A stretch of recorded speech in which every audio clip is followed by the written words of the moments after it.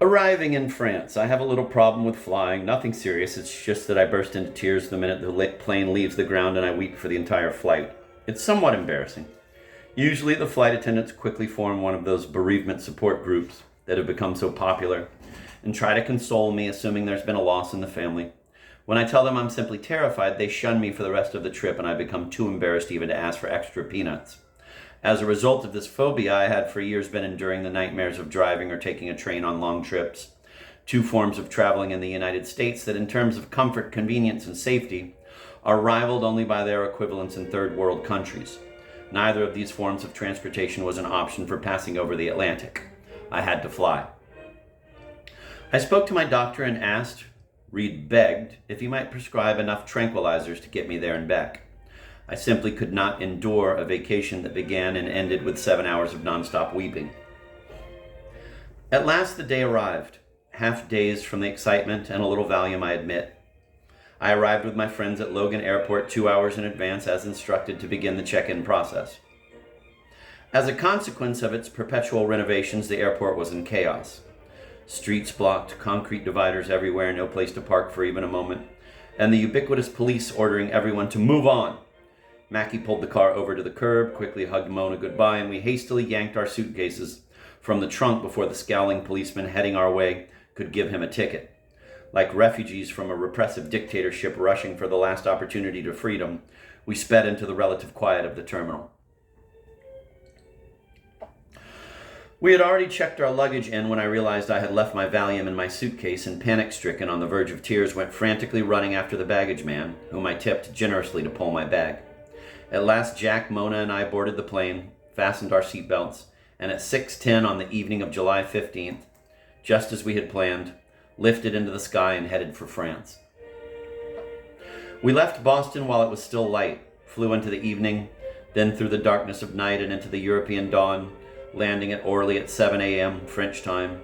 Conveniently, Letty was scheduled to arrive from Ohio within the hour. Up until this time, I had been thinking, suppose we don't like Letty. After all, she had never been a part of our dinners together, and even though she had been instrumental in realizing our plan, we really knew her only through Mona. Maybe she was one of those people who was a know-it-all and spoke French all the time, and would ridicule us when we faltered through it. But when she appeared, dragging a suitcase, waving and laughing as she headed toward us, I felt instantly that we would like each other. Outside the airport, we hailed a cab large enough for the four of us and our suitcases. Imagine my shock when the driver actually got out, took our bags, and put them into the trunk. I marveled at this strange custom of helpful cab drivers as we drove through Paris, gray and overcast with a slight drizzle. The radio was playing Andrea Bocelli singing Time to Say Goodbye. It was so romantic that we were hushed for practically the entire ride.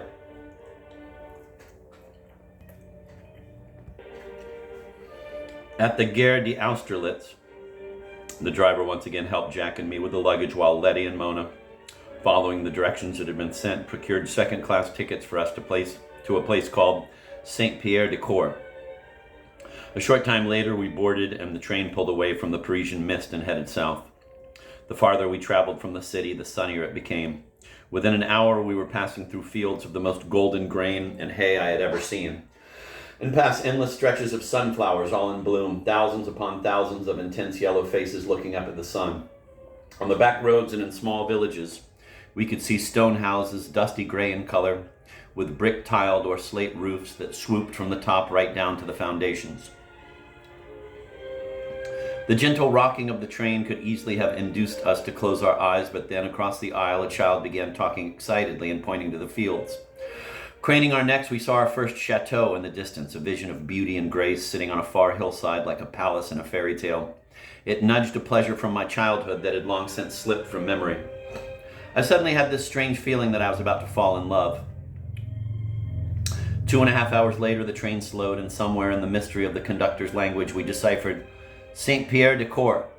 There we were, a little punchy from no sleep, but still enthusiastic, dragging our baggage out of a train station somewhere in France, with no real grasp of the language, not exactly certain where we were, and only the vaguest idea of where we were heading, how we were going to get there, or how long it would take.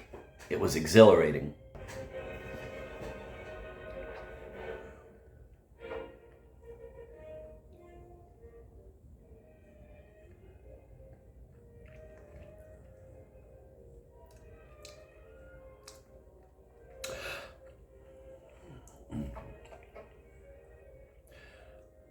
We headed toward the car rental agency just outside the station, and to our great disappointment, they were locked up tight. The exhilaration began to wane slightly. Over the previous months, Mona and Letty had made dozens of phone calls to St. Pierre de Corps, haggling in English and French about the cost and size of a car, which changed each time they talked with someone new. Phoning back and forth to each other between calls to France, often on the verge of tears while relating each new price quotation. They had come precariously close to nervous breakdowns, but at long last they were promised a big car for a reasonable price. To arrive and find the rental agency closed after all that seemed a tremendous setback. The four of us stood there in front of the closed office, stymied. Noticing our dilemma, a passerby informed us that with the exception of restaurants, everyone closed for lunch from noon to 2.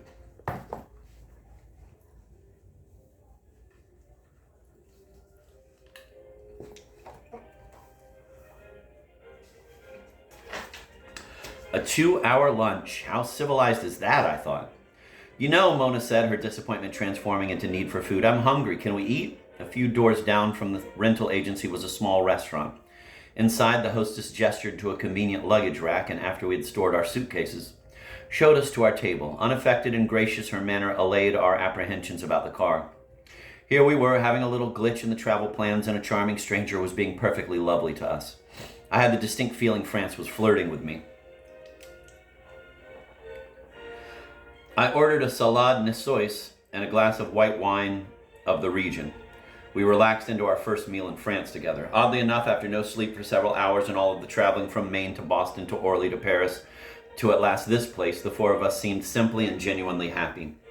Sitting and grinning at one another, eating great food, sipping white wine in the afternoon, devouring a baguette and drinking very black coffee, we congratulated ourselves for having actually pulled it off. Completely unaware of what this next month would bring, we grinned some more and just eased back.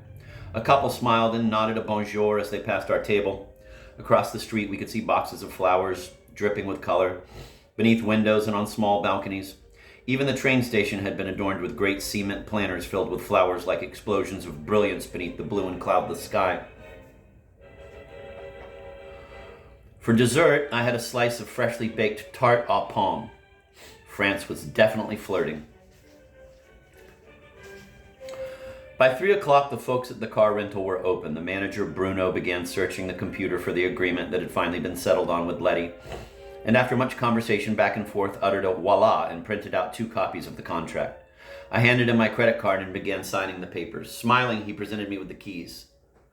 Le Grand Fiat Blanc, he declared. Outside on the street, as we were attempting to figure out which Blanc and Grand Fiat he was talking about, it seemed as if half the cars in France were white and the other half Fiats. Bruno knocked on the window, pointing to a diminutive square back parked nearest to the agency. The Grand car turned out to be this very petite 4-seater. We waved our thanks, piled our luggage into the trunk, and took our places. Both Letty and Mona had neglected to bring their driver's licenses, and Jack feels about driving the same way I feel about flying. Oh God, I thought, panicking. I'm actually going to have to drive a car in France.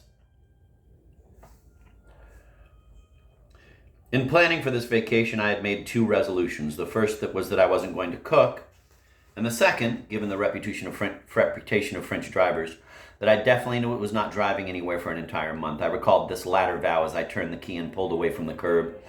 Noses buried deep in the directions that had been sent to us, Letty and Mona began vociferating instructions from the back seat. As soon as you get over the bridge, look for Winston Churchill Boulevard and make a right onto it. Turn here, go straight, that's a red light, slow down, look out, don't go over the bridge. You're driving too fast. Dealing with French drivers, I quickly realized, was definitely not going to be the problem.